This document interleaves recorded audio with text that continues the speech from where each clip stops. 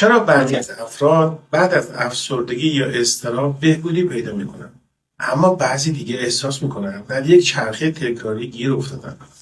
پاسخ این سوال در یک ویژگی شگفت‌انگیز مغز نهفته: نوروپلاستیسیتی. مغز ما مانند یک سیستم انعطاف‌پذیر عمل میکنه.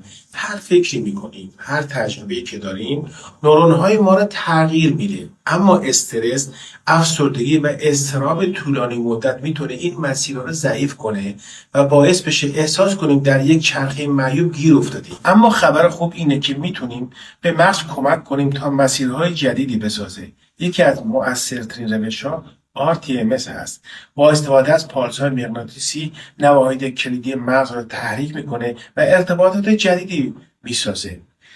نتیجه این فرآیند چیه؟ کاهش افسردگی، کاهش اضطراب، بهبودی تمرکز، افزایش انرژی و حتی بازگشت احساس شادی.